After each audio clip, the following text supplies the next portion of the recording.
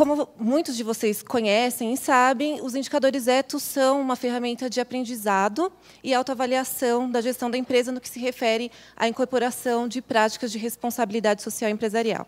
A gente entende os indicadores como uma ferramenta que tem essas duas grandes características, né? A noção de que é uma ferramenta que auxilia as empresas a entender o que é responsabilidade social. Então, quando a gente pensa num grande conceito, como o Paulo mencionou, a questão das mudanças climáticas, ou a gente pensa na questão da corrupção, pensa, enfim, uma série de questões, a gente precisa entender como ela se aplica no contexto empresarial, né? Então, uma das características dos indicadores é fazer essa tradução para o contexto empresarial do que são as questões, como a empresa pode fazer, como ela pode implementar ações. Os indicadores, eles têm muito fortemente a ideia e a garantir às empresas de que os conteúdos, as informações que são usadas, que são debatidas, a avaliação que a empresa faz, ela é sigilosa, é uma ferramenta que apoia o gerenciamento de impactos sociais e ambientais pela sua maneira, pela sua estrutura e também pelo conteúdo que trata. Ela permite, hoje, a avaliação do desempenho local e desempenho latino-americano. É uma ferramenta de planejamento, porque oferece parâmetros de políticas e ações que são possíveis realizar. Como eu disse, é uma ferramenta com foco didático bastante forte. Então, o que a empresa pode fazer, estimulando a reflexão, o aprendizado, estimulando a criatividade e é, finalmente, uma ferramenta que auxilia a empresa a sair do discurso, né? Muito mais do que ter compromissos com responsabilidade social, é a empresa que, de fato, percebe o que ela pode fazer, o que é crítico, o que é necessário, e aí ela sai desse discurso da responsabilidade social e pode, de fato, ter ações. Valores, transparência e governança, público interno, meio ambiente, fornecedores, consumidores e clientes, comunidade, governo e sociedade. Esses temas eles são organizados por uma abordagem que é bastante conhecida em responsabilidade social, que é a abordagem de stakeholders. Então, a noção de que a empresa ela se relaciona com diversos públicos de interesse, ela impacta esses públicos, ela afeta, né, esses públicos e ela é afetada por esses públicos. Então, a gente tem um mínimo de públicos, de grupos de interesse, que são de partes interessadas, que são comuns a todas as empresas, então o questionário é organizado nesse sentido. Então, o estágio 1, ele vai representar um posicionamento da empresa mais em conformidade, né? Então, se ela tem alguma ação, ela é uma ação em conformidade com a legislação, em conformidade com alguns padrões que são considerados elementares. O estágio 2 é quando a empresa ela já tem alguma ação própria, mas ela é pontual e não está alinhada às suas diretrizes estratégicas. O estágio 3 é quando esse tema, essa questão, ela é tratada já estrategicamente e a empresa, além de tratar internamente da questão, ela vai envolver outros públicos, seja da sua cadeia de valor, ou seja, outros públicos.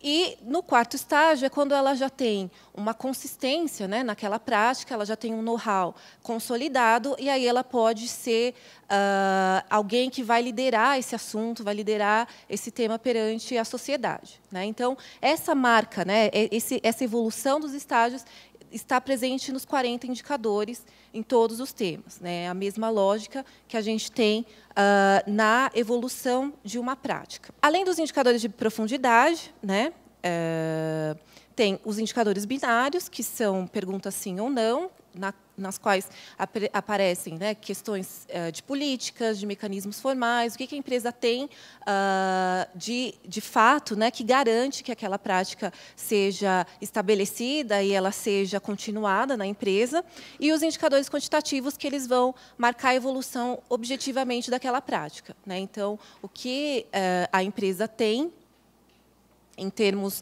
ela vai poder verificar com o passar dos anos, ela vai poder verificar a evolução daquela prática por meio dos indicadores quantitativos. A gente tem alguns objetivos com a nova revisão dos indicadores, e eu vou mostrar e falar um pouquinho sobre eles com vocês.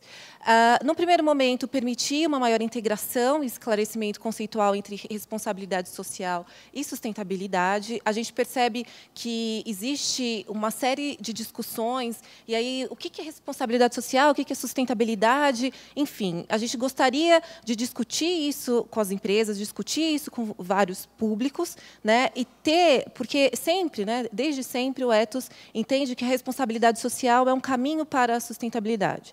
Então, a responsabilidade social é uma forma de gestão, né? Então, os indicadores eles estão muito voltados para isso, como é que a gestão é feita, o que a empresa pode fazer para aperfeiçoar a sua gestão, né? Então, a gente entende que a revisão ela precisa levar isso em consideração, precisa fazer esse esclarecimento e precisa discutir também se são equivalentes, se não são, qual é o entendimento, o que pode ser feito nesse sentido. A ideia é fazer com que a gestão dos indicadores ethos não seja apenas do ethos, né? Entender que é uma ferramenta que ela pode incorporar e ela pode tratar de diversas questões, e é importante que não seja apenas uma proposta do ethos para as empresas, ou a proposta do ethos para a sociedade, que desde sempre isso seja considerado. Por isso que a gente, uma das primeiras ações para a revisão dos indicadores é estabelecer alguns mecanismos de governança para garantir que essa participação seja feita.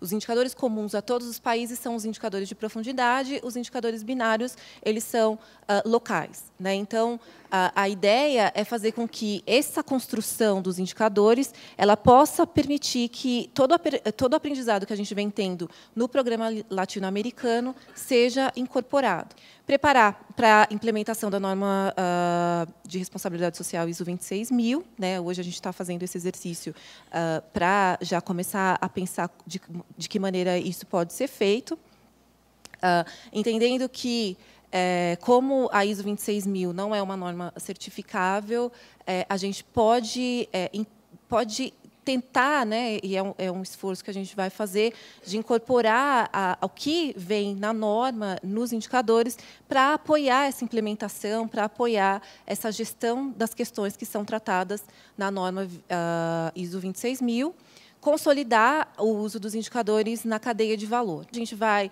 estabelecer mecanismos de governança, conselho, né, a ideia é ter um conselho maior, alguns comitês consultivos, comitês técnicos, grupos de trabalho por tema, por questões que sejam importantes considerar nesse processo de revisão.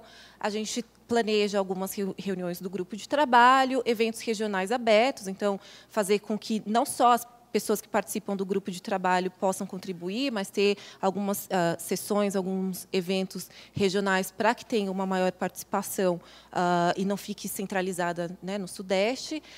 Uma consulta internacional, e aí considerando PLARCE e outras organizações, enfim, que tenham relação, né? A ideia não é focar em uma ou outra iniciativa, mas fazer com que seja uma plataforma que consiga ter sinergia, né, trabalhar de maneira sinérgica com essas diferentes iniciativas, e também a gente pretende fazer uma consulta pública, né? Então, é um processo amplo, é um processo que é demorado, né? Tem um tempo de maturação, mas que a gente entende que é importante para que tenha uma maior participação dos diversos públicos, e não pensando apenas em empresas, né? A sociedade civil participe, seja uma construção coletiva e bastante participativa.